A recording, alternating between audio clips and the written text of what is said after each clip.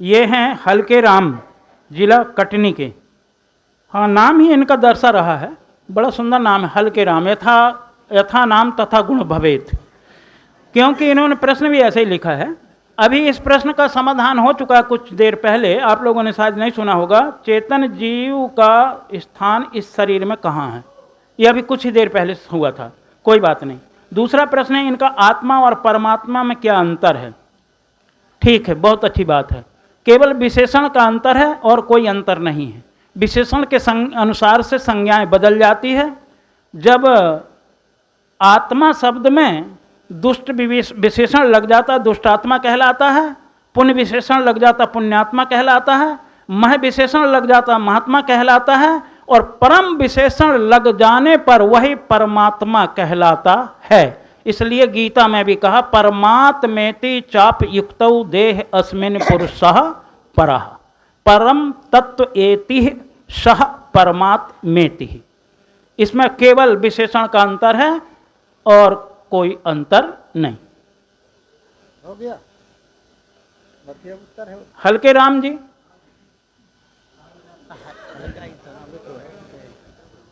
ठीक, सुंदर। सकल जीव जगदीन दुखारी, गीता कहती है ईश्वरः सर्वभूतानां हृदय से अर्जुन तिष्ठति। सभी महापुरुषों ने हृदय में बताया है। ठीक, कोई बात। हल्के राम जी, पहले जीव की परिभाषा क्या है? सुख दुख को जो जानता है उसको जीव कहते हैं, चेतन कहते हैं। जड़ में सुख दुख का ज्ञान नहीं होता। अब जब आपके जीवन में दुख होता है, कष्ट कलेश कुछ भी, तो धड़कता क्या है? खोपड़ी की हृदय। धड़कता क्या है? तो हृदय में तो है। जब उल्लास होता है, प्रसन्नता आती है, तो प्रसन्नता कहाँ आती है? हृदय में। इसलिए हृदय में रहता है, इसलिए हृदय में जीव का वासा है। अभी ऊपर समझाने के लिए है। सुख दुख का जानने वाला जनैया चेतन है ना, तो चेतन है। तो जब कोई कष्ट आता, कलेश आता, तो घबराहट कहाँ होती है? हृदय में तो होती है। जब उल्लास कहाँ होता है? तो हृदय में तो होता है। इसलिए सीधे में ले लो, वो हृदय में रहता है। अब कहाँ रहता खोजो निकालो तो वो थोड़ी अगला प्रश्न आया है, मनुष्य खानी में अपना कल्याण कैसे हो। एक दूसरे नंबर में है भाई, खड़ेन खेती क्या है भाई? ये खेड़ून खेती करते हैं, तब उनसे जीवात्मा के नाश होता है, तो उसे दोष लगता है कि नहीं? तो यह कार्य किया जाए कि नहीं? बढ़िया, बहुत सुंदर।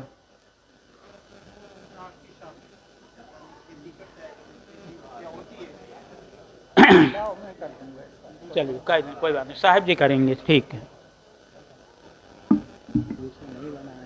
जब किसान खेती करता है तो अब भाई जीव तो मारता ही है ना। दवाई आप क्यों देते हो खेतों में? फसल बचाने के लिए। क्यों फसल बचाना चाहते हो? कि जीव खा जाते हैं, इसलिए उन जीवों को मारना है, तब तो फसल बचेगी कि नहीं?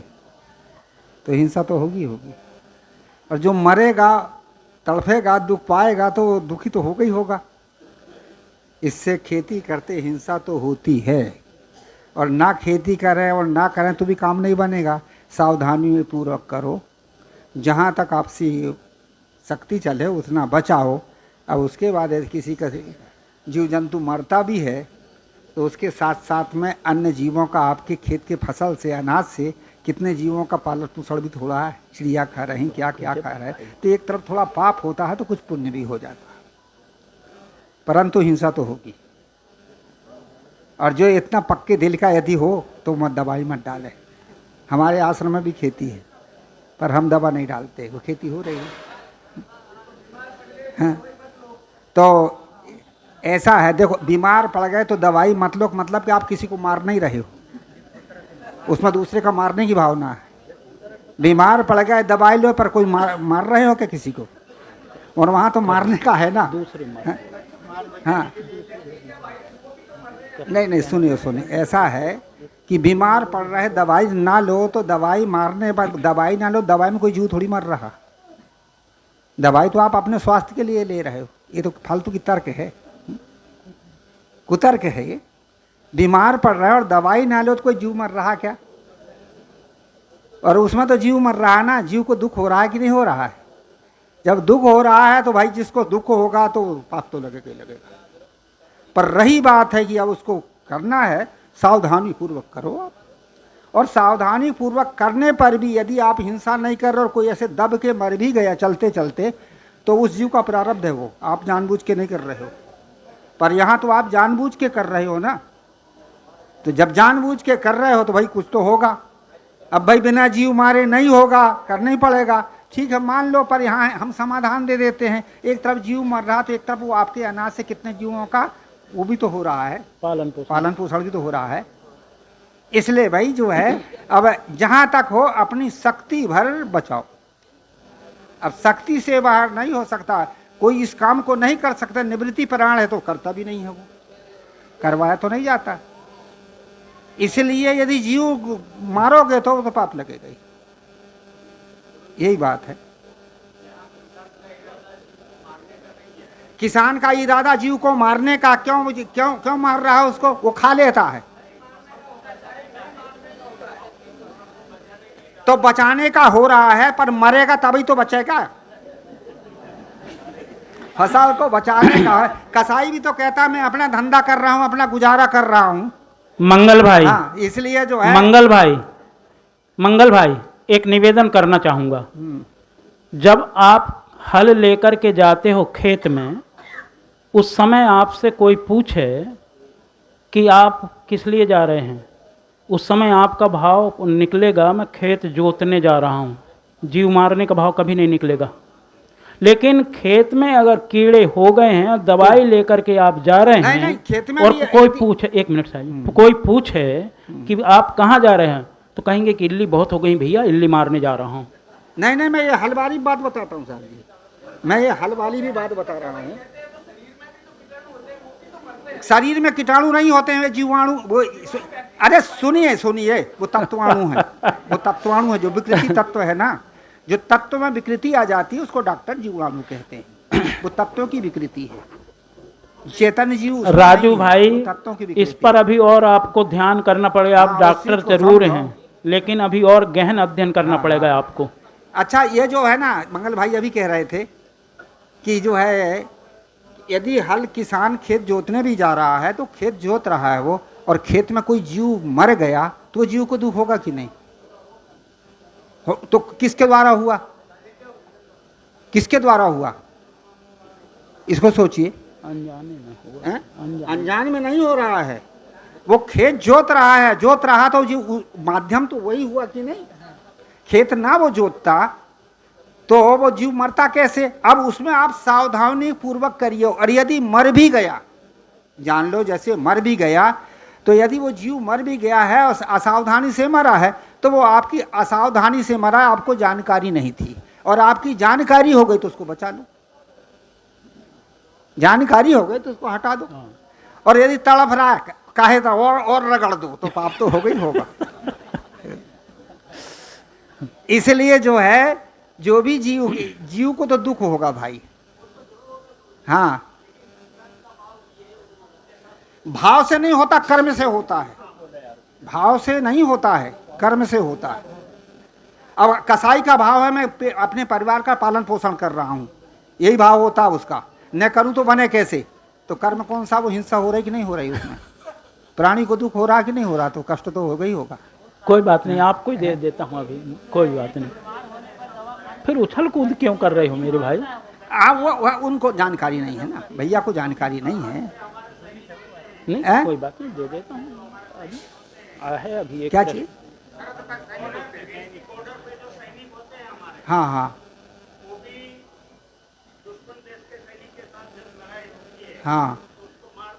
हाँ, तो दुख होता, वो एक सामाजिक व्यवस्था है।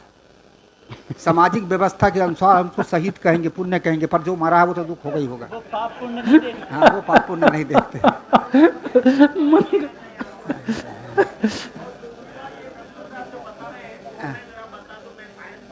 हाँ हाँ, बढ़ा, बता दो।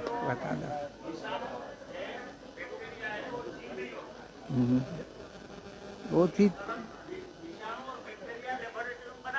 हाँ बिल्कुल ठीक कह रहे हैं। नहीं बनाया नहीं।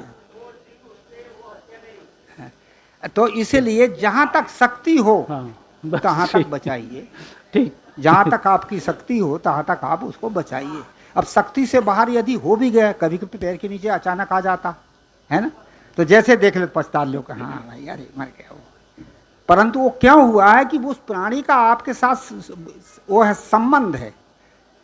आप नहीं कर रहे पर वो स्वाभाविक आके ही आपके पैर के नीचे वो दब जाता है, ऐसा योग मिल जाता है। तो आपके तरफ से वो जानबूझ के नहीं हुआ। और जानबूझ के कोई मर गया और आपके भीतर कठोरता आ गई, अच्छा मर गया और रगड़ दो पैर से, तो पाप तो लगभग ही करेगा। तो ये जहां तक मानुष भत्सक चूके नहीं, और आखिर अंत दोष नहीं ताई। जहां तक हो तो रक्षा करना है।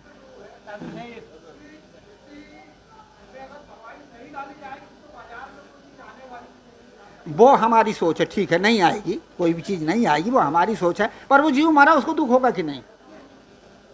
यहां पर चलो वो मरा, उसको दुख होगा कि नहीं होगा? होगा ही होगा। जब दवाई नहीं थी उस समय खेती में, बाजार में कोई चीज आती थी कि नहीं? अरे भाई, ये सब थोड़ी सी बातें को नहीं वो करना चाहिए। जिस समय के खाद बीज नहीं था, दवाइयाँ नहीं थी, उस समय भी भूखे आप लोग नहीं रहते थे। खैर वो है, पर सबसे बड़ी चीज है, छोड़िए। अभी तक ध्यान दीजिएगा, आप सब लोगों से निवेदन है, अभी तक जितने भी प्रश्न आए हैं, जितने भी चिट्ठी लिस्ट आई हैं, इस लिस्ट के सामने अभी सब फैल हुई हैं जो अभी लिस्ट आई है, और इस पर गौर सब व्यक्ति को अवश्य देना होगा। प्रश्न है सुशीला देवी का। सुशीला देवी परासिया छिंदवाड़ा से हैं, और शायद मैं समझता हूं अभी तक के जितने प्रश्न, मेरी अपनी तुच्छ बुद्धि के अनुसार भाई, जितने भी प्रश्न अभी तक आए हैं, वो सब प्रश्नों का सार गर्भित प्रश्न केवल ये है। इसलिए इस प्रश्न में मत चूकना, और इसका समाधान मैं चाहूंगा श्री अमोही साहिब जी के द्वारा। ये भी पहले बता देता हूं, प्रश्न पूछने से पहले। प्रश्न है, तत्वदर्शी पुरुष किसे कहते हैं? प्रश्न क्या है? तत्वदर्शी पुरुष किसे कहते हैं? बस प्रश्न यह है साहेब। बहुत सुंदर सुशीला देवी का प्रश्न है, बहुत सुंदर प्रश्न है। तत्वदर्शी पुरुष किसे कहते हैं? जड़ और चेतन का यथार्थ निर्णय करके, जड़ की आसक्ति को त्याग करके अपने स्वरूप में ठहर जाए, वही तत्वदर्शी है। तत्व दो ही हैं, एक जड़ तत्व और एक चेतन तत्व। जड़ तत्व के 5 भाग है कि नहीं? 5 तत्व, उसके 5 विषय, और 5 विषय की आसक्ति को जो परित्याग करके अपने आप में ठहर जाता है और सब प्राणियों को एक समान समझता है, सबके पास दया और प्रेम का भाव रखता है, अपना कल्याण करता है, वही तत्वदर्शी है। उसके कार्य है मिट्टी ढिलाई आदि। जल कार्य है, उसके कारण है फैन, जल कारण है, उसके कारण है फैन बुदबुदा आदि। वायु जो है वो कारण है, और उसके कारण भाप और बहुत सारी ऐसी चीज़ें। तो जिससे कार्य बनता है उसको कहते कारण, और कार्य जाके फिर अपने कारण में मिलता है। ये कार्य कारण कहा गया है। पर कार्य कारण की तीन सूत्र हैं कार्य कारण व्यवस्था के। सबसे पहला सूत्र है, बिना कारण का कोई कार्य नहीं होता। बिना कारण का कोई कार्य नहीं होता। यदि मिट्टी ना हो तो घड़ा होगा, जल ना हो तो फैन बुदबुदा होंगे, वायु ना हो तो अनेक प्रकार की गैस भाप होंगी नहीं होंगी। इसलिए बिना कारण का कोई कार्य नहीं होता। सबसे पहली ये है। दूसरा सूत्र है, जो गुण धर्म कारण में होंगे वही गुणधर्म कार्य में होंगे। जैसे पृथ्वी में कठोर धर्म है तो उसका जो कार्य होगा, मिट्टी ढेले आदि वे भी कठोर ही होंगे, उससे विरुद्ध नहीं होते। तीसरा सूत्र है कि मूल कारणों का कारण और कर्ता नहीं होता, उसी को अनादि पदार्थ कहते हैं। मूल कारण है, मूल चीज है, मूल तत्व है, 5 तत्व और छठवां चेतन जीव, ये मूल है।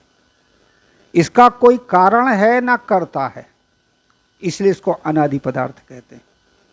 ये कार्य कारण की व्यवस्था की ये 3 सूत्र हैं। पर इससे विरुद्ध कथन शास्त्रों में माना गया है। सबसे पहला मैं बताया था कि बिना कारण का कोई कार्य नहीं होता, पहली व्यवस्था बताया था ना। तो बिना कारण के ही परमात्मा की इच्छा से जगत हो गया, उल्टा हुआ कि नहीं। दूसरा है कि जो गुण धर्म कारण में होंगे वही गुण धर्म कार्य में होंगे। तो जो कारण परमात्मा चेतन है और कार्य जगत जड़ है। जड़ से कभी चेतन की उत्पत्ति, चेतन से कभी जड़ की उत्पत्ति हुई है। तो इसी प्रकार से ये कार्य कारण व्यवस्था की ये 3 सूत्र हैं। तो तीनों सूत्र के विरुद्ध हमारे शास्त्र बताते हैं। तो कार्य कारण व्यवस्था के 3 ही सूत्र हैं। बिना मूल कारण का कारण और कर्ता नहीं होता, मूल तत्वों का कारण और कर्ता नहीं होता। 5 तत्व और छठवां चेतन जीव, इसके कोई कारण है ना कर्ता है। कोई कारण है इसका? 5 तत्व जिससे बना हो, या इसका कोई कर्ता है जिसने बनाया हो? और प्रश्न यदि होता है कि बनाया है, करता है, तो कहाँ बैठ के बनाया और कौन मटेरियल लेके बनाया? इसलिए जो है ये कार्य कारण व्यवस्था के 3 सूत्र हैं। पहले तो साहब ने समाधान कर ही दिया था। कारण है तत्व और कार्य है पदार्थ। कारण से कार्य बनता है और कार्य से कारण बनते हैं। इन्होंने पहले उसका समाधान दिया था, परंतु इसके 3 सूत्र हैं इस व्यवस्था के, जो मैंने आप लोगों के सामने रखा। ठीक है। अगला प्रश्न है, ये उत्तम भाई पड़वाना गुजरात के हैं। आपका प्रश्न है, कंठी माला गुरु से जब बोध लेते हैं तो तन मन धन हम सब कुछ गुरु के चरणों में निछावर कर देते हैं। अब हमें जो उपदेश मिला गुरु के द्वारा उसको हम कहाँ रखें? समझ रहे हैं ना प्रश्न? क्योंकि भाई के अपने गुजराती के वो वर्ड हैं, लेकिन मैं उसको थोड़ा सा ज़रा वो करके बता रहा हूँ। जिस समय कंठी माला लिए,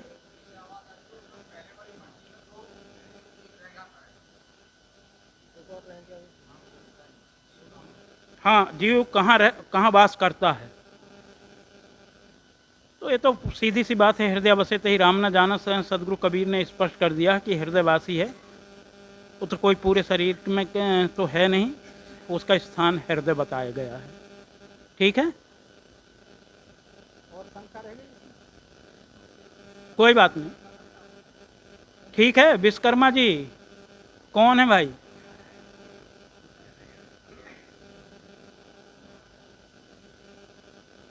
चलो ठीक। हाँ, तो ये प्रश्न है उत्तम चंद भाई का। कंठी माला जब गुरु से बोध लेते हैं या गुरु देते हैं बोध, तो कंठी माला देते हैं तो तन मन धन सब हम अर्पण कर देते हैं गुरु को। अब वो जो बोध हमें मिला वो कहाँ धर रखें, ये प्रश्न है भाई उत्तम जी का। इस प्रश्न का समाधान श्री बना साहब जी देंगे।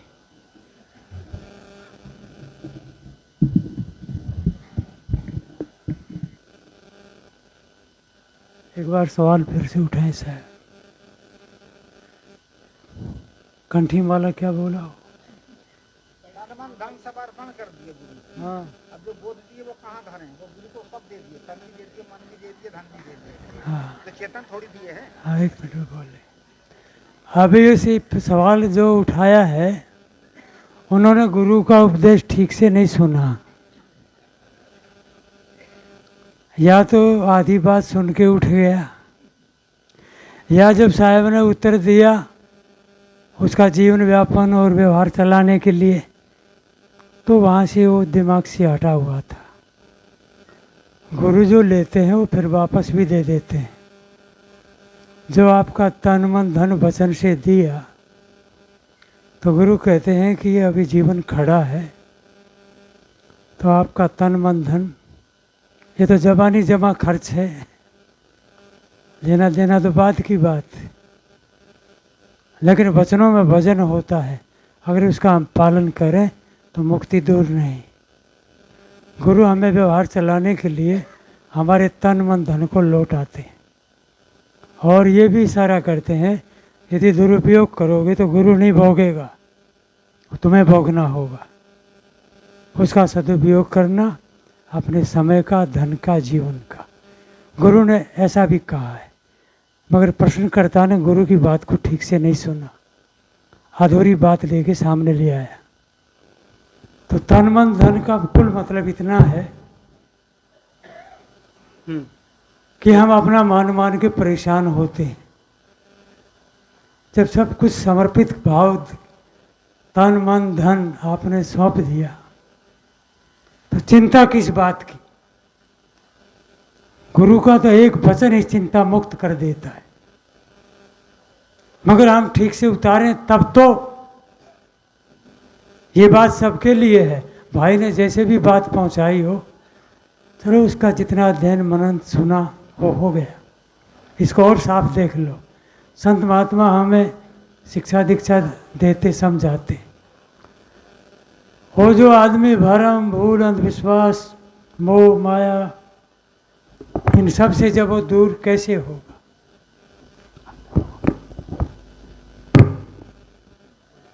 अब क्या रहा, तो हम अपना मान मान के परेशान होते हैं। अब अपना गुरु उसे सब ये हमें दे दो। यदि आपके वचन में वजन हो तो अपना मानना छुड़वा देते हैं गुरु। बाहर की चीज़ों को सब जानते हैं, न ये आपका है न हमारा है। लोक व्यवहार चलाने के लिए ये तेरा मेरा खड़ा है। तो इसलिए जब तन मन धन पूरा समर्पित कर देते हैं तो अपना पीछे कुछ नहीं बचता और हम अपना मान मान के परेशान होते हैं, चिंतित होते हैं। अगर आपने गुरु को ये सारी चीज़ें समर्पित कर दी, उसके बाद का जो उपदेश था वो आपने नहीं सुना। गुरु कहते हैं कि तन मन धन आपका जीवन अभी खड़ा है, जैसे आपने दिया वापस लौटा देते हैं, मगर इसका दुरुपयोग मत करना, इसका सदुपयोग करना। तो लोक व्यवहार चलाने के लिए सबकी ज़रूरत पड़ती है। यही गुरु का बोध, बोध का मतलब आपको समझा दिया गया, जानकारी दे दी गई। तो जिस व्यक्ति ने उपदेश लेने के बाद भी अपने समय का, अपने धन का, अपने जीवन का सदुपयोग किया है, उसकी बाजी पार है, और जिसने उसका दुरुपयोग किया है वो हार है। इतना रखो सर। अगला प्रश्न है मंगल भाई राजकोट। गोवर्धन भाई का प्रश्न है, गोवर्धन भाई का प्रश्न का उत्तर बीजक साखी एक से जोड़कर देने की कृपा करें।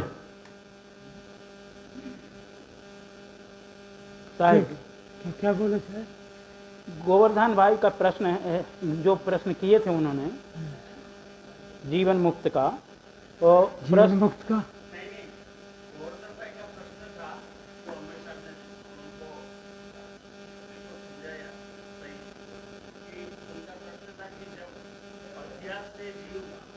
हाँ हाँ तो जब पहली बार मनुष्य खाने में आया तो उस टाइम कौन सा अभ्यास था तो वो बताया था।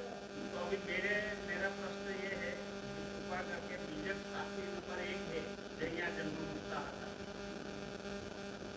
ये प्रश्न के साथ साथ इसको जोड़ के इसका थोड़ा विवरण दीजिए। जहिया जन्म मुक्ता था वो हम ऐसा नहीं दे सकते, हम तो अपने ढंग से बताते हैं। देखो, हमारा तो जो अपना ढंग है हम उसी ढंग से ही बताएंगे। चलिए देखो ऐसा है, वो तो इस अपने आप समझाने की सेठ सामने बैठे हुए संत हम सब आपस में जो आगे का प्रश्न। नहीं उसको भी ले लो ना, क्या साहब ने साफ बताया था, कैसे समझ में नहीं आया? आया ना, तो फिर कसर नहीं थी इसमें, मतलब हाँ वो साहब जी 1 नंबर साखी जइया जन्म मुक्ता हता उसके आधार पर बताने के लिए चलो कहे ऐसे थे, ले कोई लो। उसमें वो नहीं है, समाधान हो चुका है तो बोलना है क्या? जी। प्रश्न अगला है, गोविंद दास उरई, जीवन मुक्त कैसे होगा? पहली बात। दूसरी बात, अपने स्वरूप में ठहरने के लिए क्या करें? किस रहनी में रहा जाए जिससे मुक्त हो जाए, पुनः किसी योनि में न आए? वैसे इसका समाधान तो अभी अगले उसमें हो ही चुका है, लेकिन फिर भी साहिब जी से मैं निवेदन करता हूँ वो समाधान देंगे। वैसे समाधान इसका अगले प्रश्न में हो चुका है। जीवन मुक्त कैसे हों? अपने स्वरूप में ठहरने के लिए क्या किस रहनी में रहा जाए जिससे जीवन मुक्त हो जाए, पुनः किसी योनि में ना आना पड़े? सारी वासनाओं को दग्ध कर दो, हो गए जीवन मुक्त। वो प्रश्न तो अभी थोड़ी देर पहले ही हुआ है। हटा दो, हो गए जीवन मुक्त। वो प्रश्न का उत्तर थोड़ी देर पहले ही मिला था। वासनाओं के आधार पर जीव का जन्म मरण होता है, वासनाओं को दग्ध कर दो, बात खत्म। वो अभी हुई थी बात थोड़ी देर पहले। गोविंद भाई, जो चर्चा साफ हो जाती है, डबल ठीक। न दोहराओ। अगला प्रश्न है, अहमदाबाद भजन मंडल का ठक्कर बाबा नगर, हाँ। ध्यान मूलम गुरुर्मूर्ति, पूजा मूलम गुरुपदम, मंत्र मूलम गुरुर्वाक्यम, मोक्ष मूलम गुरु कृपा। सही अर्थ बताने की कृपा करें। साहिब जी, श्री अमोही साहिब जी से निवेदन करता हूँ। बताओ बताओ, वो श्लोक अश्लोक का ही अर्थ बताए, पूछ भाई बता दो आप। चलो तो ग्रंथों में भी लिखा है, हर जगह लिखा है। ये तो कोई ऐसा प्रश्न पूछो, हाँ चलो बता दो। ये कोई कठिन बात तो नहीं है, लेकिन फिर भी इस भाई ने पूछा है। ध्यान, पहला इसमें आएगा कि ध्यान कहते किसे हैं, तो बताएगा ध्यान मूलम, ध्यान का मूल क्या है? गुरु मूर्ति। वैसे तो ध्यान का मूल कुछ और ही बताया गया है, लेकिन अलग अलग ग्रंथों में अलग अलग बातें बताई गई हैं। ध्यानम निर्विष्यम मनः, असली ध्यान है मन का निर्विषय हो जाना। ये अंतिम सीढ़ी, एक पहली सीढ़ी है और एक अंतिम सीढ़ी है। तो पहली सीढ़ी में जब कहीं मन नहीं लगता हो तो किसी भौतिक वस्तु का ध्यान करना होता है, और गुरु का शरीर भौतिक है, इसलिए गुरु का ध्यान करना ये प्रथम सीढ़ी की बात है। अंतिम सीढ़ी जब जाएगी तो मन विषयों से सब तरफ से शांत हो जाना, ध्यान हो गया। चाहे आप चलते फिरते कर रहे हों, अगर आपका विषयों का चिंतन समाप्त हो गया, चलते फिरते सो जागते उठते बैठते, आपका ध्यान हो गया। योग शास्त्र ये कहता है ध्यानम निर्विष्यम मनः, निर्विषय हो जाना ही ध्यान है। पूजा मूलम गुरुपदम, पूजा क्या है? गुरु के चरण कमलों की पूजा ही सब पूजा का पूजा है। इसलिए महापुरुषों ने ये बताया है, पूजा की विधि विधान भी लोगों ने अलग अलग बताए, लेकिन यहाँ पूजा गुरु के चरण कमलों की पूजा ही सबसे मूल पूजा बताई गई है। मंत्र मूलम गुरुर्वाक्यम। मंत्र लोगों ने विभिन्न प्रकार के, कोई राम मंत्र, कोई कृष्ण मंत्र, कोई वासुदेव का मंत्र, कोई शिव जी का मंत्र, दुर्गा का मंत्र, सरस्वती मंत्र, बहुत सारे मंत्र हैं। लेकिन वो मंत्र क्या हैं, उसे ना समझ पाने के कारण से हम इधर उधर भटकते हैं। गुरु के मुखार बिंद से जो शब्द निकला, वो शब्द ही वास्तविकता यथार्थ शब्द मंत्र है। जो जड़ और चेतन का निर्णय गुरुजनों के मुखार बिंद द्वारा निकला है, वो सब मंत्रों का मंत्र है। मोक्ष मूलम गुरु कृपा। मोक्ष के लिए भी विभिन्न मान्यताएं हैं। कहीं स्वर्गलोक में पहुंचना मोक्ष माना है, कहीं जो है चंद्रमुक्त शिला में पहुंच जाना मुक्त माना। अपनी अपनी मान्यताओं के अनुसार लोगों ने मोक्ष का स्थान चुना, लेकिन सदगुरु कबीर का मोक्ष कहीं यत्र तत्र स्थान में नहीं है।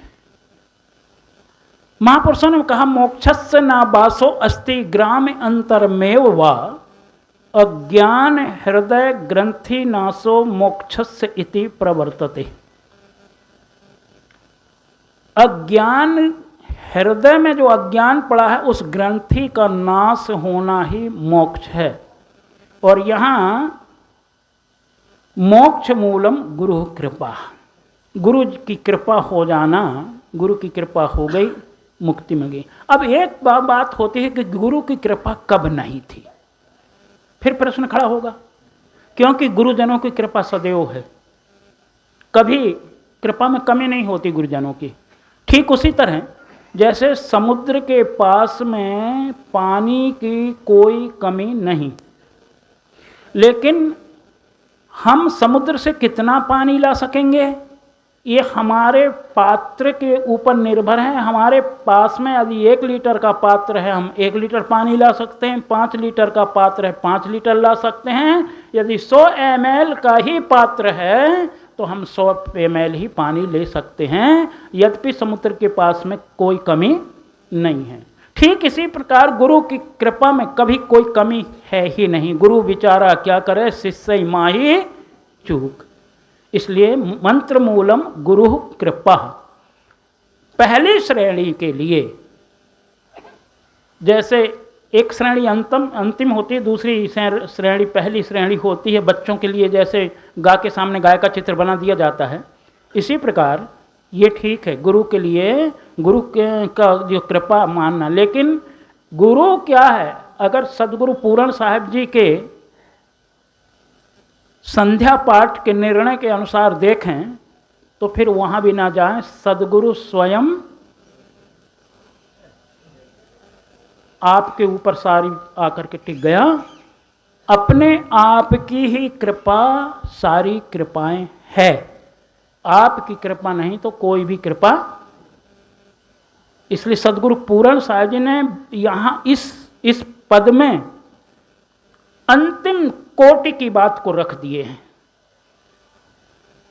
जो सदगुरु स्वयं स्वरूप हम रोज पाठ करते हैं ना, सभी करते हैं, ये अंतिम स्थिति की बात है, स्वरूप स्थिति की बात है, हैं? जब हंस भूमिका में गुरु और शिष्य दोनों ठहर जाते हैं तो रहे गुरु न चेलापन, कुछ भी नहीं रहता, वहाँ सब समाप्त हो जाता। उस स्थिति की बात को लेकर के यहाँ अंतिम स्थिति में गुरु और शिष्य दोनों एक भूमिका में जाकर के हंस भूमिका में ठहर जाते हैं। और उसी को सदगुरु श्री पूर्ण साहिब जी ने यहाँ कहा, सदगुरु स्वयं स्वरूप। लेकिन शुरू में अगर हम हैं तो गुरु का आधार लेना पड़ेगा, गुरु के आधार लिए बगैर कार्य नहीं चलेगा। इसलिए यहाँ पर कहा मोक्ष मूलम गुरु कृपा। ठीक है भाई, प्रश्न किनका था? हाँ, ये ठक्कर नगर वाले भाइयों को। ठीक है, अगला प्रश्न है हरि नारायण जी, सुठालिया, जिला राजगढ़। कबीर साहिब के पहले पारक ज्ञान था या नहीं था? कबीर साहब को पारक ज्ञान कैसे प्राप्त हुआ? सुंदर प्रश्न है, बहुत बढ़िया प्रश्न है। हैं? चलो कोई बात नहीं, इसका भी मैं ही उत्तर दे देता हूं। सदगुरु कबीर साहब जी के पहले पारक ज्ञान नहीं था। और क्यों नहीं था? इसलिए नहीं था, जड़ चेतन का कुछ निर्णय वेदांत ग्रंथ में दिए गए हैं। इसमें दो राय नहीं है कि जड़ चेतन का निर्णय नहीं दिया गया है। पंचदशी आदि को आप उठाएं तो वेदांत ग्रंथ पारक सिद्धांत में जितना जड़ चेतन का निर्णय आया है वो सब पंचदशी से आया है, जो वेदांत का ग्रंथ है। किंतु यहां पे किंतु है। वो किंतु क्या है? अंत में जाकर के एक ब्रह्म में सारा चौपट कर दिया। जैसे दिन भर आपने दाल चावल की अमनिया किया और शाम को उठाकर सब इकट्ठा भर दिया। लेकिन सदगुरु कबीर का निर्णय ऐसा नहीं है। सदगुरु कबीर का निर्णय जड़ और चेतन का भिन्न भिन्न करके उन्होंने भिन्न भिन्न ही दर्शा दिया है। इसलिए पारक किसे कहते हैं? पारक कहते हैं जो परीक्षा करता हो, उसका नाम है पारक। तो पारक सिद्धांत सदगुरु कबीर के पहले नहीं था, ये निश्चय होता है। क्योंकि पारक में एक ब्रह्म की कई गुंजाइश ही नहीं है। एक ब्रह्म रहो भरपूर तो दूसर कौन बतावन हारो, जो कहूं जीव भये जगदीश तो जीव कहां कछु ब्रह्म से न्यारो।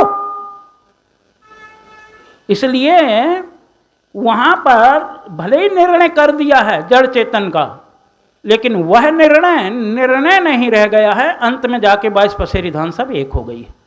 इसलिए पारक सिद्धांत का बोध सदगुरु कबीर से ही हुआ है।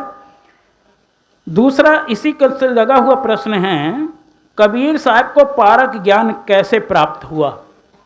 ये उनके अपना अनुभव था।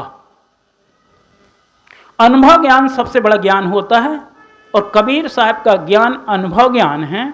अनुभव के द्वारा उन्होंने प्राप्त किया है। ठीक जैसे रेल का इंजन बनाने वाले को भाप से ही उसका बोध मिला और उन्होंने रेल का इंजन बना दिया, उसका कोई गुरु नहीं था। बिजली का वाल्ट बनाने वाले का कोई अब गुरु दूसरा नहीं था, वो स्वयं अपने आप गुरु था। सदगुरु कबीर भी ठीक इसी प्रकार स्वयं अपने आप गुरु थे, उनका कोई दूसरा गुरु नहीं था। हरिनारायण भाई सुठालिया वाले साहेब बंदगी, ठीक है। चलिए अगला प्रश्न है, संत सम्राट सदगुरु कबीर साहब का जन्म हुआ तो उनका माता पिता कौन थे? बड़ी अज्ञानता की बात मैं समझता हूं इसको। जिनका भी ये प्रश्न हो, कितने ऐसे महापुरुष हैं जिनके माता पिता का आज तक नाम पता ही नहीं है। ऐरे गहरे नत्थु खेरे लोगों का पिता माता का नाम अगर पता भी लग जाए, जिनके अंदर में कोई ज्ञान नहीं, उनकी क्या विशेषता है? सदगुरु कबीर की विशेषता जन्म से नहीं, सदगुरु कबीर की विशेषता उनके ज्ञान से है। इसलिए सदगुरु कबीर के माता पिता का भले ही पता नहीं है, लेकिन उनका बोध, उनका विचार, आप आम के पेड़ को ना गिने, आम के फल को खाकर के अपने इच्छा की तृप्ति कर लें, ये सबसे बड़ी बात है।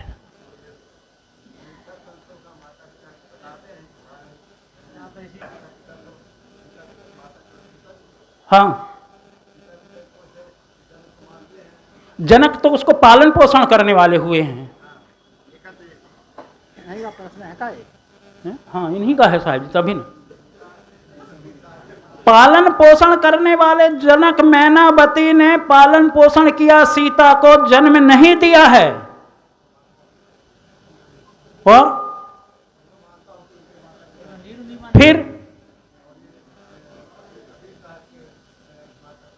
तो पालन पोषण उनका नीरू नीमा ने किया, ये सबको पता है, लेकिन उनके जन्मदाता माता पिता का कोई पता नहीं है। और इसलिए उनकी कोई नहीं। कितने महापुरुष ऐसे मैं बता सकता हूं, समय को बर्बाद न गमाओ। कितने माता पिता, कम से कम मैं 20 लोगों को ऐसा बता सकता हूं शास्त्रों के अंदर के जिनके माता पिता का आज तक पता ही नहीं है। ठीक है, संतोष बागड़े जी छिंदवाड़ा, माता पिता ने यह संसार में लाकर छोटे से बड़े किया और अच्छे संस्कार दिए, इसका कर्ज हम कैसे अदा करें? बताते हैं कि माता पिता की अच्छी सेवा करें, लेकिन माता पिता हमारे बचपन में ही ख़त्म हो गए तो उसके लिए हम कैसे ऋण से मुक्त होंगे? बढ़िया प्रश्न, तो सुंदर है। आप ही ले लीजिए, आप ही, बड़ी अच्छी बात हो, गजब की है।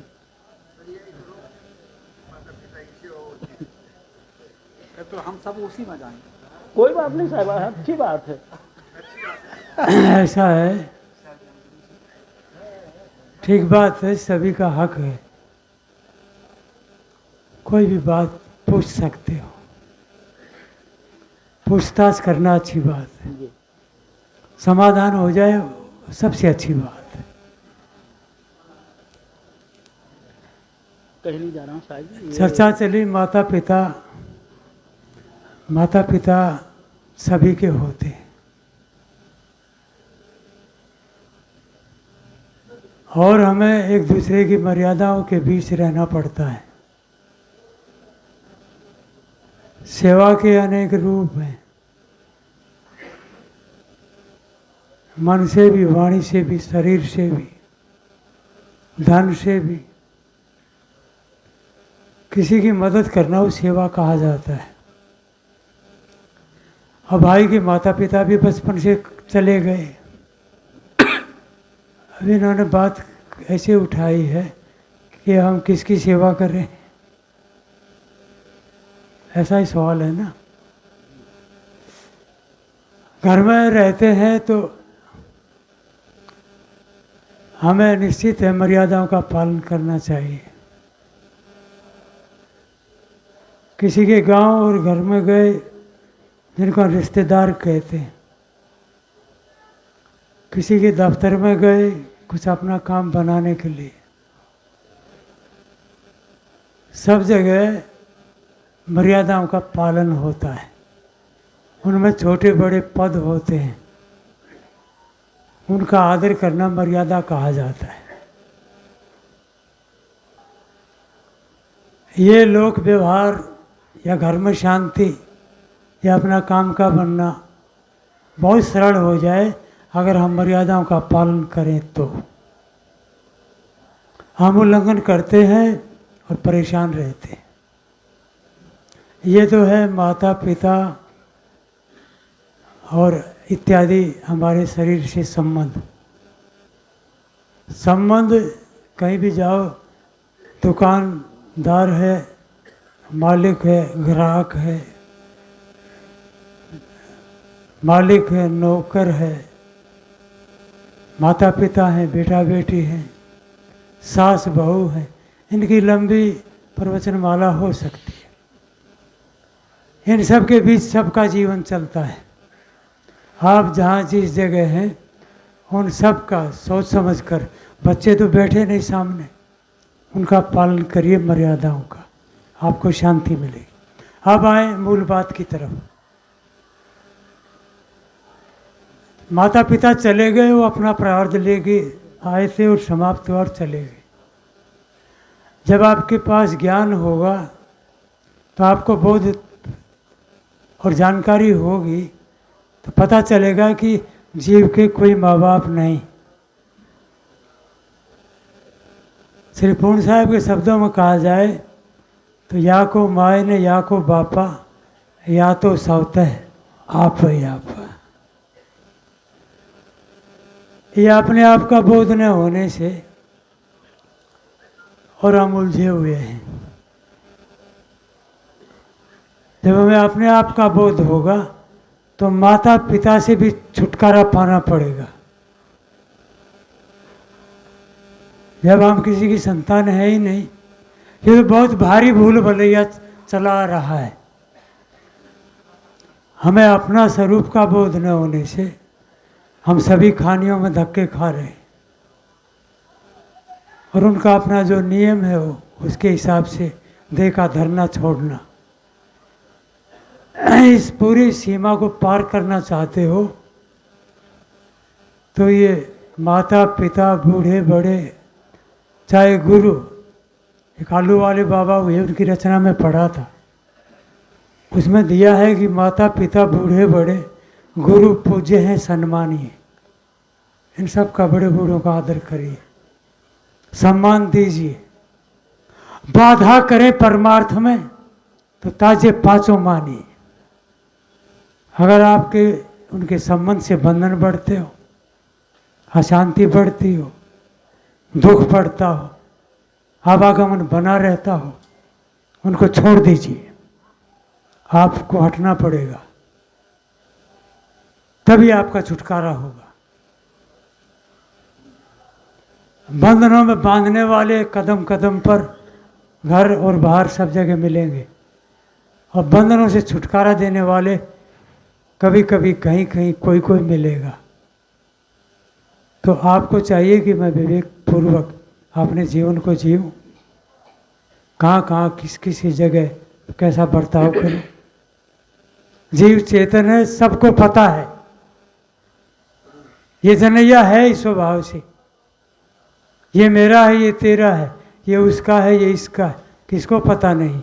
चाहे कोई एक दिन भी सत्संग करने के लिए न बैठा हो, हैं? हो गया ना। हाँ, तो चाहिए कि यदि आपने अपना कल्याण करना है तो ये माता पिता भाई बहन, ये पत्नी, ये नाते रिश्ते सब एक तरफ करिए। उनके बीच रहते हैं तो और भी छोटे बड़े उनकी मर्यादाओं का पालन करिए। और जो चले गए उनके लिए नहीं तो मरघट में पहुंचिए, वे आ भी नहीं सकते हैं, उनकी उम्र के और भी बहुत हैं, उनकी सेवा करिए, सत्कार करिए, आपको लाभ होगा। बहुत सुंदर।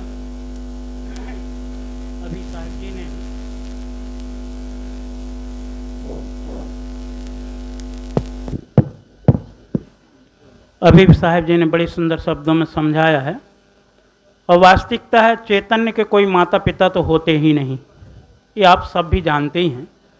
लेकिन कुछ शब्द ऐसे मार्मिक आए हैं, माता पिता के ऋण से लोग उद्धार नहीं होते, लोग कहते हैं। शायद मैं समझता हूँ कि मेरी अपनी अज्ञानता होगी। मैं समझता हूँ कि माता पिता से आज तक कोई ऋण हुआ ही नहीं। माता पिता जो उसमें जब तक रहेंगे आप कभी कल्याण अपना कर ही नहीं सकते हैं। यही जंजाल फंसे पितु माता, और पुत्र फंसाए कहे कुशलाता। इसलिए कभी कल्याण नहीं हो सकता है। दूसरी बात, अगर कल्याण करना चाहते हैं तो वही मानस में भी कहा गया है। क्या कहा गया है? पुत्रवती जननी जग सोई, रघुबर भगत जासु सुत होई, नाता कहें सब बाद बियानी। शब्द की तरफ गौर देना। बियानी शब्द किसके लिए कहा जाता है? पशुओं के लिए, माँ के लिए नहीं। लेकिन फिर भी अगर जिसका भक्त अपना कल्याण करने के लिए नहीं तैयार होता है, वो माँ कैसी है? ये रामायण कह रही, मैं नहीं कह रहा हूं भाई, ध्यान देना। दूसरी बात, श्रीमद् भागवत में एक बड़ा सुंदर प्रमाण आता है। व्यास जी जब सुखदेव जी का जन्म होता है तो कहते हैं 12 वर्ष तक सुखदेव जी गर्भ में ही रह गए। यह सब श्रीमद् भागवत की कथा कहती है। यद्यपि 12 वर्ष तक कोई रहता है, और फिर जैसे ही वो गर्भ से बाहर आए कि भागे जंगल की तरफ में, तुरंत, कोई देर नहीं लगी, पीछे से वो लौट करके चल जाते हैं। खैर प्रसंग बड़ा रुचिकर है। वो व्यास जी उसके पीछे पीछे, बेटा सुनो तो, बेटा सुनो तो, बेटा सुनो तो। वहाँ पर व्यास जी का और उनका कुछ प्रसंग हुआ। मैं मूल बात पर आऊँ। प्रसंग आया है दोनों में, पिता पुत्र में। कहा बेटा पिता का पिंडदान नहीं होता जब तक पुत्र उसने समझिए आगे शादी विवाह नहीं करता है और पिंडदान नहीं करता तब तक पिता को मोक्ष नहीं मिलता है। बड़ी सुंदर बात कही गई है। शायद मेरे को लगता है सुखदेव जी तार्किक रहे होंगे। उन्होंने कहा तब तो गिद्ध, कुत्ते, सुअर, गधा, इन सब के बहुत सारे पुत्र होते हैं, इनसे तो कल्याण हो ही जाना चाहिए। श्रीमद् भागवत की कथा कह रहा हूं, कबीर पंथियों की नहीं है भैया, क्षमा करना, है ना। कबीर पंथी क्या कहते हैं वो बताओ। तो इसलिए और कबीर पंथ का यथार्थ निर्णय अगर लीजिए तो माता पिता सब स्वार्थ के साथी हैं, अपने स्वार्थ की भूमिका तक वो सिद्ध। हाँ, पर एक चीज का और ध्यान है, अपने कर्तव्य का पालन करना। अगर आप घर गृहस्थी में हैं तो माता पिता की सेवा करना आपका कर्तव्य है। माता पिता ने पढ़ाई लिखाई योग्य बनाए नहीं बनाए वो बात तो उनकी है, लेकिन आपका कर्तव्य है कि आप उनकी माता पिता की सेवा करें। पुत्र का कर्तव्य है माता पिता की सेवा करें। अगर आप पिता हैं तो पुत्र से सेवा की इच्छा को निकाल दें, हृदय से पढ़ा लिखा करके योग्य बना दें और सेवा करने की इच्छा को छोड़ दें कि मेरा बेटा मेरी सेवा करेगा बुढ़ापे में, करे या मत करे वो उसकी बात है। अगर आप इस चीज को लेकर हैं तो जीवन में सुखी होगे। और यदि आप सेवा की भावना रखते हैं और उसने सेवा नहीं किया तो आपका जीवन पूरा दुखमय जीवन हो जाएगा। इसलिए सेवा इच्छा सेवा लेने की मन से दीजिए त्याग।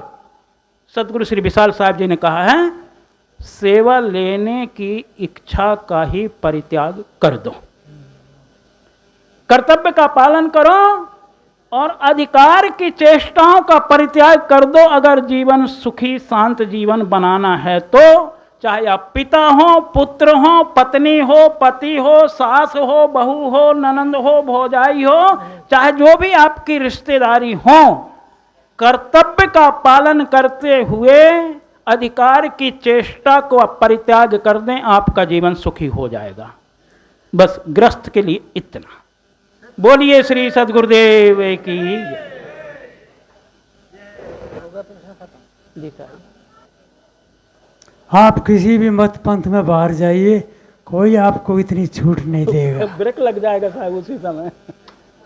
ये बहुत बड़ी बात है। समाधान हुए बिना कभी जीवन में संतुष्टि नहीं होगी।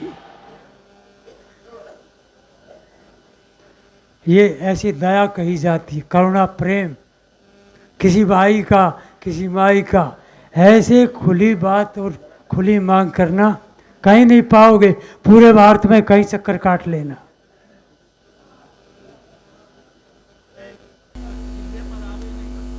हाँ, वो भी नहीं है।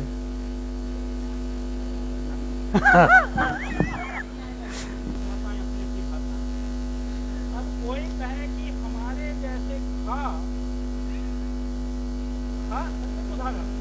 अक्षर को ले लें, अब पंजाबी भी हमारे जैसा ही लिखे, मराठी भी हमारे जैसा ही लिखे और अंग्रेजी वाला भी हमारे जैसा लिखे तो ये कभी संभव नहीं है, क्योंकि भाषाएं सब विभिन्न हैं और अपनी अपनी भाषा के अनुसार से होता है।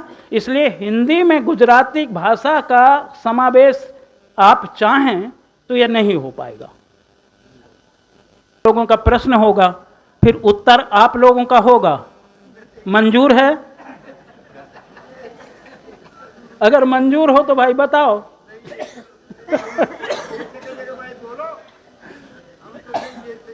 नहीं भाई, अगर हम लोग कल्याणकारी बात कह रहे हैं बताते हैं, कोई बात नहीं। फिर हम लोग तो प्रश्न होंगे, उत्तरदाता आप लोग को बोलोगे बनना पड़ेगा। उत्तरदाता आप देते हो तो फिर प्रश्नकर्ता हम बने।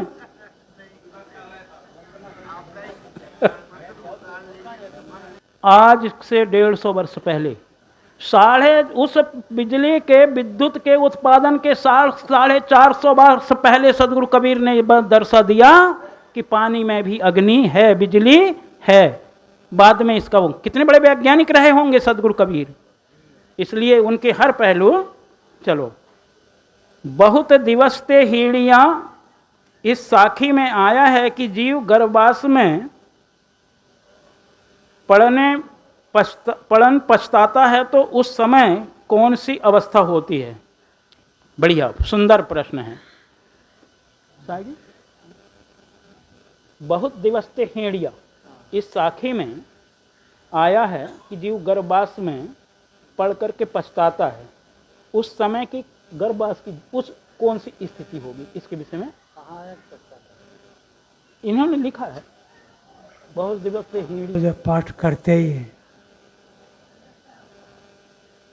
जो भी प्रसन्नता होती है और जो भी खिन्नता होती है, अभी जैसे साहब बात बता रहे थे, वैसे तो हम अनादि काल से बंधनों में बंधे हुए हैं। इसमें जाना ये गया है कि देह छूटने के बाद भी कुछ पछताना होता है क्या? ये तो अभी हम जो एक काया लिए बैठे हैं, इसमें हमें हर्ष भी होता है, शोक भी होता है।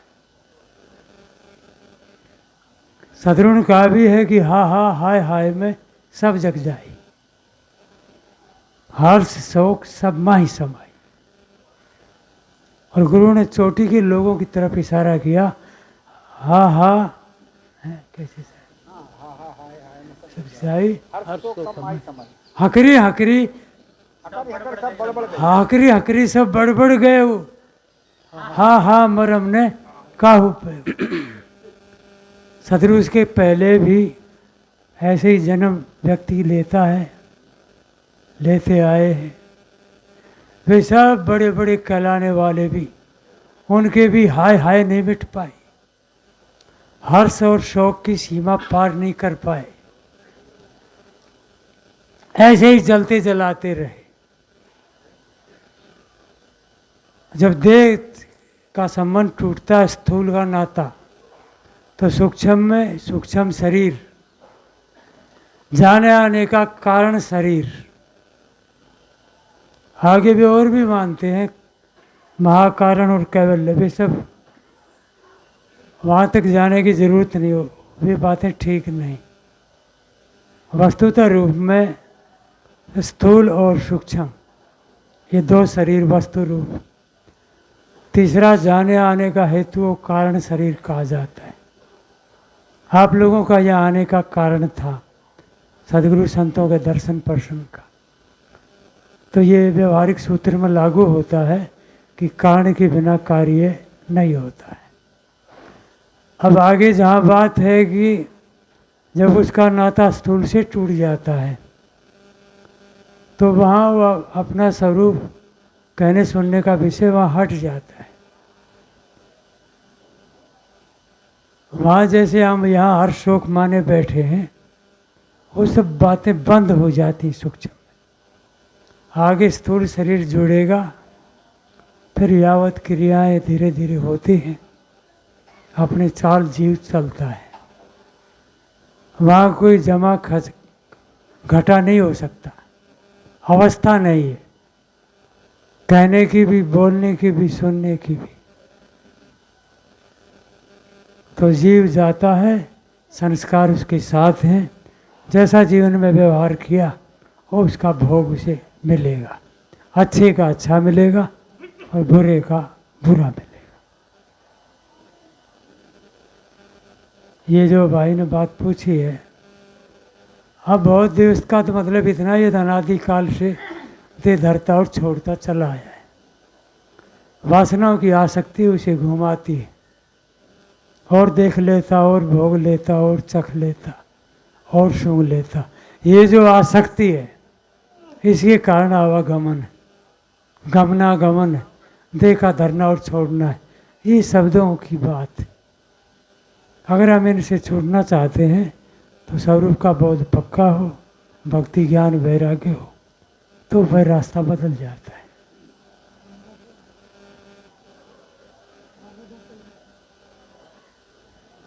कोई और भी माई भाई,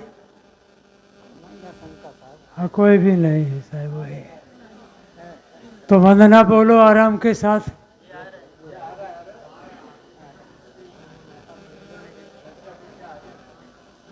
अच्छा है। साहब को दे रखी ड्यूटी, उधर से बात आएगी ना। चलो बोलिए, आप बोलिए। सारे संसार के नामकरण करने के लिए मनुष्य है, उससे सब कुछ हुआ है। हाँ 12 महीना के लिए हम लोग 12 त्योहार 12 महीना मानते हैं। और अलग आता है एक, वो क्या समेटता है, उसका क्या नाम रखना चाहिए? क्या आता है? 12 महीना का नाम होता है ठीक है। और उसमें 13 नाम संलग्न हो जाता है। वो कौन सा 13 नाम? वही तो पूछ रहा हूँ साहब। हमें तो उसका पता नहीं भाई, 13 कौन सा है। उसमें चुपचाप डबल रहिए कैसे जरा, आ जाता चुपचाप है, ये रहिए। कहना है। 12 महीना के अंतर्गत में 13 महीना होता है, वो डबल कैसे आता है, उसके क्या नाम रखना चाहिए? हो गया। साहेब बंदगी जैसा हम लोग देहात में गनते हैं, मंगलवार, गुरुवार, शुक्रवार, शनिवार, इतवार, रविवार, सोमवार, मंगल ऐसे गनते हैं। 7 दिन है। ठीक है। ऐसे हम लोग देहात में गनते हैं, 12 महीना गनते हैं। ठीक। और वो 12 महीने के अंतर्गत में 13 महीना ला करके उसमें डाल देता है। कौन डालता है? बैठ जाइए, अब हमारे बैठ जैसे जाओ, आदमी बैठ जाओ, कोई बात नहीं। सर बैठिए, बैठिए, बैठिए। आराम साहब, आराम से बैठ। वो ये कोई बात नहीं है। ये सबको विदित है कि हर तीसरे साल में एक महीना जो बढ़ जाता है, जिसे लोग मल मास कहते हैं। अब ये मल मास कैसे होता है, शायद इनका गंतव्य वहाँ पर है। हिंदी में 30 दिन का महीना माना जाता है, लेकिन अंग्रेजी में कुछ महीने 31 दिन के हैं और कुछ 30 दिन के हैं, कुछ एक 28 दिन का ही है। इसलिए अंग्रेजी में एक साल में 365 दिन होते हैं और हिंदी में 360 दिन होते हैं। तो 5-5 दिन बढ़ कर के ये 3 साल में 15 दिन हो जाते हैं। ये 15 दिन इसके और 15 दिन आगंतुक लेकर के पंडितों ने इसको मलमास कहा है, जो 13वां महीना है। लेकिन यदि आपको पता ही है, जयपुर जाइएगा और जयपुर जाकर के वहाँ पर जो वैज्ञानिक यंत्र हैं, करके भूमध्य रेखा, मकर रेखा आदि का जो गुणनफल करते हैं, जाके उनसे पूछिएगा।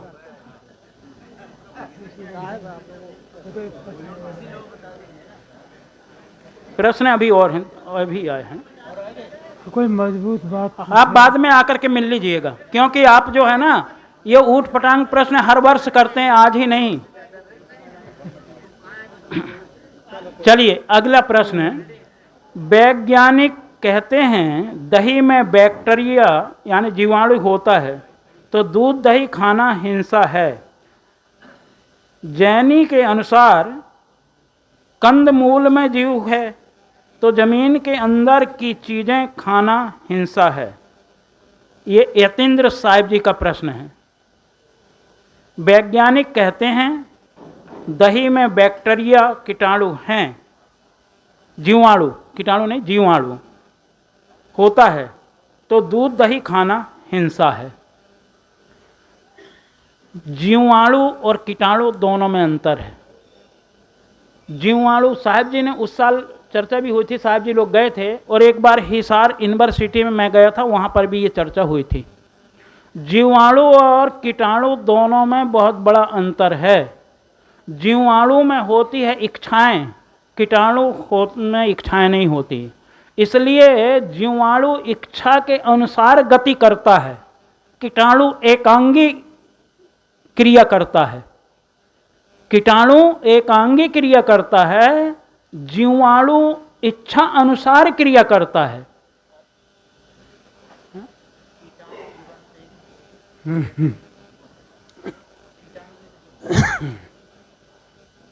कीटाणु में जीव नहीं होता है भाई।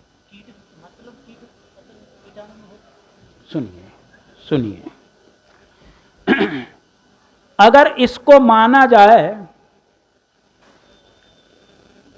ऐसा ही कुछ लोग ऐसा मानते हैं, अलग अलग भिन्न भिन्न मत हैं। वनस्पति जीव मानते हैं लोग,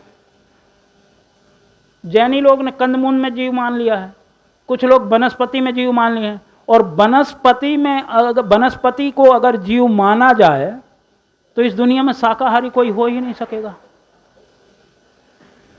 इस जगत में शाकाहारी कोई हो ही नहीं पाएगा, क्योंकि गेहूं चावल जो अनाज है ये सबके वनस्पति से ही वनस्पति हैं।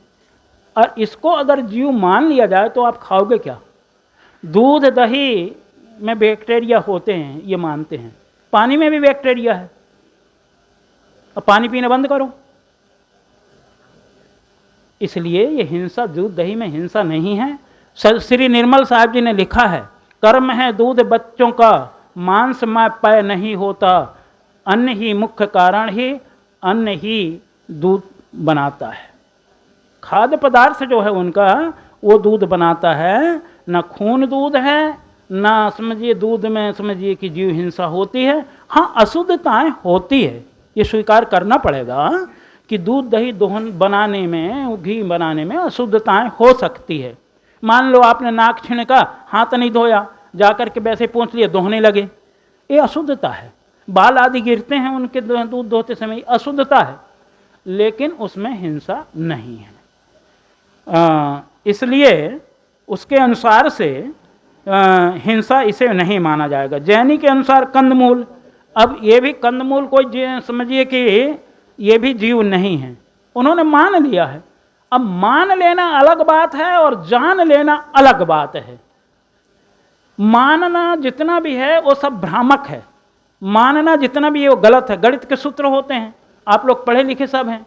मान लिया जाता है इतना बटा इतना प्लस इतना बटा इतना माइनस इतना बटा इतना बराबर इतना बटा इतना, उसका उत्तर सही लाने के लिए संख्या मान ली जाती है। लेकिन आंसर मिल जाने के बाद में संख्या का क्या महत्व है? कुछ भी नहीं। और इसी प्रकार जान लेने के पश्चात मान लेने का कोई महत्व नहीं है। इसलिए हमें जानना है, मानना नहीं है। और उन लोगों ने माना है, जाना नहीं है। इसलिए ठीक है साहब जी? नहीं ठीक नहीं। इसका तो समाधान मैंने उसमें भी दे दिया हूँ। चलो ठीक साहिब। अभी और सबसे श्रेष्ठ शीश कौन है? सबसे श्रेष्ठ शीश कौन है? आपका समाधान हो गया। शीश, शिष्य, इसमें शीश लिखा है, लिखने में जैसे कोई बात नहीं, इसमें शीश लिखा है इसलिए मैं पढ़ रहा हूं। शिष्य है कि शीश है? इसका ये बसंती बाई हरदा, ये शीश है या शिष्य है? बसंती बाई शिष्य। अच्छा चलो, लिखने में थोड़ा गड़बड़ हो गए ना, इसलिए कौन सा गुण स्वयं अपनाएं तो श्रेष्ठ बनेंगे? सबसे श्रेष्ठ शिष्य कौन है और कौन सा गुण अपनाएं तो श्रेष्ठ बनेंगे? ठीक है, ये तो सबसे हाँ श्री चलो हमारे भूपेंद्र साहब इसका उत्तर देंगे।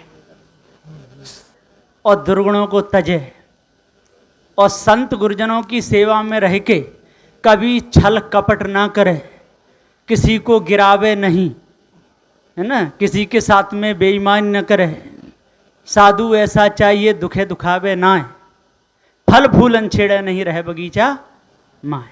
अपने जीवन को सही बना ले, ठीक बना ले, छल कपट से रहित बना ले, कभी झूठ ना बोले और सत्य के आधार से रहे, वही सबसे श्रेष्ठ शिष्य है। बोलिए श्री सद्गुरुदेव की। बहुत सुंदर, जैसा प्रश्न वैसा ही उत्तर। सुशीला देवी खड़ी हो जाओ एक बार, जरा सब लोग देख तो लें कि प्रश्नकर्ता पृष्ठा कौन थी। याज्ञवल्क्य की समाज में गार्गी भी एक पृष्ठ थी, और गार्गी के प्रश्नों के सामने जब याज्ञवल्क्य जी की नहीं चली तो अंत में उन्होंने एक बात कहा था कि गार्गे बहुत प्रश्न मत करो, सिर फट जाएगा। भाई कठोपनिषद से की थोड़ी चर्चा रख करके कह रहा हूं, गार्गी से याज्ञवल्क्य ने कहा बहुत प्रश्न मत करो नहीं तो सिर। और सुशीला देवी का प्रश्न वैसे ही था, सब प्रश्नों का सार दर्शी प्रश्न, सार गर्भित प्रश्न था। और हमारे उत्तरदाता साहिब जी तो साहिब जी के यहाँ कोई यहाँ अपरिचित है ही नहीं, इसलिए साहिब जी ने जैसा वो प्रश्न था वैसा ही उत्तर दिए हैं। और अब ये जो अभी लिस्ट आने की जो प्रक्रिया थी ये बंद हो चुकी है, और इसलिए सभी प्रश्ताओं को मैं बहुत बहुत धन्यवाद देता हूं कि कम से कम उन लोगों में इतना साहस तो इकट्ठा होता है कि वो समाज में के बीच में प्रश्न करते हैं और प्रश्न का उत्तर लेते हैं, जिससे अन्य लोगों को भी लाभ होता है। इसी प्रकार से सदगुरु कबीर सिद्धांत अनुसार केवल बुरहानपुर गद्दी एक ऐसी है जहां पर खुले मंच में प्रश्न और उत्तर होते हैं, चाहे वो किसी प्रकार के हों, प्रश्नों का उत्तर दिया जाता है। दुनिया में किसी कोने में चले जाइए आप, खैर मैं तो सन्यासियों के बीच में बहुत रहा हूं, सन्यासियों से ही इधर वो हुआ है, इसलिए सन्यासियों में तुरंत बैन लगा दिया जाएगा। इसलिए ये धन्यवाद के पात्र हैं आप सब लोग, जो कि आप इस प्रकार से अपने हृदय के भाव को प्रकट करते हैं, अपने भाव को दूसरों तक पहुंचाते हैं, संत गुरुओं के द्वारा आप समाधान करवाते हैं। इसलिए ये अब यहीं समापन। आगे वंदनीय गुरुदेव तुमको